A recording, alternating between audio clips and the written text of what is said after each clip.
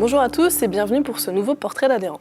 Nous avons le plaisir de découvrir aujourd'hui une entreprise basée à Guebwiller, spécialisée dans la production de machines textiles et qui compte plus de 200 salariés. Je parle bien sûr de Henn Schlumberger et je vais me tourner vers Emmanuel Brunstein, responsable organisation, système d'information, management QSE et communication interne chez Henn Schlumberger pour en savoir plus. Emmanuel, bonjour. Bonjour. Alors je vous lance le défi en une minute de nous présenter Henn Schlumberger. Est-ce que vous le relevez? Alors en une minute, ça va être difficile parce que l'entreprise a été créée en 1810, mais on va aller à l'essentiel.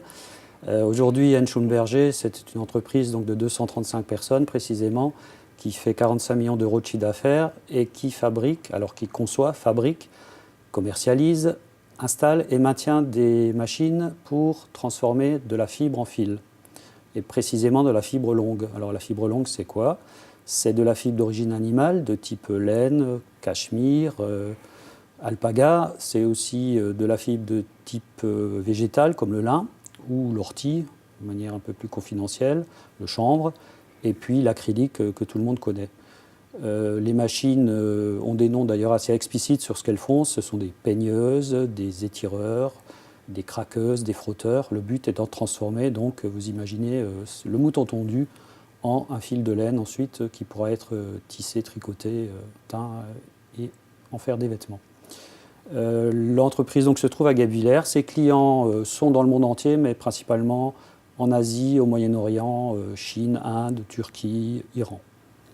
Alors je pense qu'on pourra en savoir plus le 4 avril prochain lors de la visite. Une des particularités notamment de votre entreprise, c'est tout ce qui est qualité, avec une triple certification qualité, sécurité, environnement, donc l'ISO 9001, l'ISO 14001 et également OHSAS 18001. Alors, vous avez également un programme S'améliorer ensemble qui implique les collaborateurs à toutes ces démarches de qualité, sécurité, environnement. Est-ce que vous pouvez nous en dire plus sur ce programme ? Tout à fait. Alors effectivement, tout est dans le titre. S'améliorer, c'est l'amélioration continue. C'est la base du système QSE de l'entreprise. Et ensemble, parce que c'est ensemble qu'on progresse le mieux. C'est ensemble qu'on défie les lois de la mathématique. 1 plus 1, ça fait toujours plus que 2 quand on se met ensemble. Et donc effectivement, l'idée c'est que c'est celui qui fait, qui sait le mieux comment faire. Et donc l'autonomie des salariés est quelque chose d'important. Leurs compétences, évidemment, pour qu'ils puissent prendre les décisions eux-mêmes, entre eux, sans avoir besoin d'en référer systématiquement au management, a été un élément important pour construire cette idée de s'améliorer ensemble. Il y a aussi un autre point, c'est le fait d'avoir mélangé en fait, les gens au travers de groupes de travail interservices, intergénérationnels, mélanger les formations, mélanger les compétences, qui a été un vivier d'une richesse au départ à laquelle on ne s'attendait pas et qui a donné des résultats tout à fait intéressants et pour le plaisir des gens en fait de travailler ensemble et pour les résultats de l'entreprise. L'une des clés de réussite, c'est vraiment la mobilisation des collaborateurs, en fait, sur votre démarche QSE. Alors, c'est vrai que ça peut être une démarche RSE, vous, c'est plus QSE, mais vraiment sur la mobilisation des collaborateurs, d'après votre expérience, quels seraient les 3 facteurs de succès pour garantir ce type de démarche ?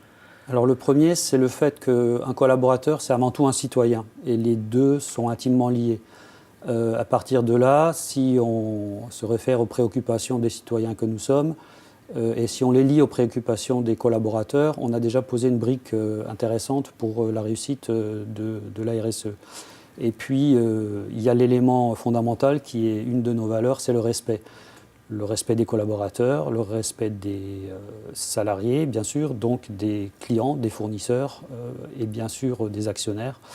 D'une manière générale, le respect des engagements, en fait, qui permet de stabiliser et de crédibiliser en fait, la démarche. Un deuxième élément, c'est le fait de donner une place centrale aux salariés dans l'entreprise. L'entreprise, il y a une quinzaine d'années, était en grande difficulté. On était 800 personnes. Aujourd'hui, on est 235 et on fait 60% du chiffre d'affaires qu'on faisait à l'époque, donc avec des gains importants en termes de productivité.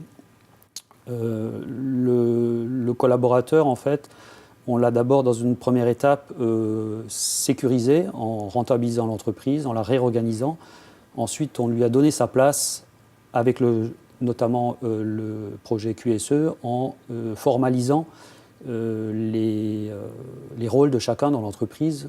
Le collaborateur a su qui étaient ses clients et ses fournisseurs internes, et on est sorti d'une structure relativement verticale, pour passer à une structure horizontale et casser un peu les silos.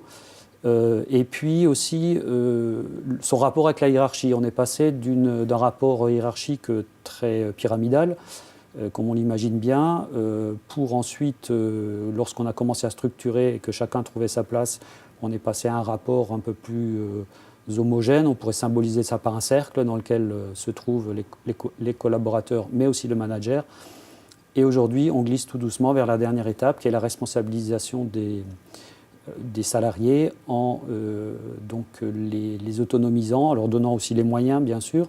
Et c'est là le rôle du manager, c'est de les accompagner en termes de formation, en termes de moyens financiers, mais de les laisser faire, parce qu'encore une fois, c'est eux qui savent le mieux comment le mieux faire leur travail quotidien.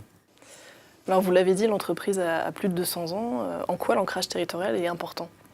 Alors c'est fondamental parce que l'entreprise est un actionnariat familial, donc ancré localement depuis 200 ans, avec une vision industrielle et non pas seulement financière. Et l'entreprise partage cette vision à long terme basée sur l'innovation. Vous nous avez donné dans ce moment beaucoup d'éléments de teasing pour la visite qui aura lieu le 4 avril prochain dans vos locaux, donc de 9h à 12h à Guebwiller.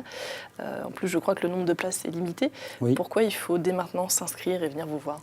Eh bien, pour partager nos expériences, nos réussites. Les salariés sont fiers de leur entreprise et des produits qu'ils font, mais ils sont aussi avides de partager avec d'autres des expériences qui pourront à tout le monde permettre d'apporter à leurs clients respectifs le meilleur produit ou le meilleur service. Merci beaucoup pour tous ces éléments. On a hâte de venir vous voir. Merci à vous. Vous pouvez donc vous inscrire à la visite de Schlumberger le 4 avril prochain matin sur notre site internet Idée Alsace. Et quant à moi, je vous invite pour un prochain portrait d'adhérent en avril. Je serai accompagné de Jean-Marc Patouret, co-dirigeant du groupe Assesi, et de Stéphane Stoeffler, chargé de communication et marketing. Merci pour votre écoute et à très vite.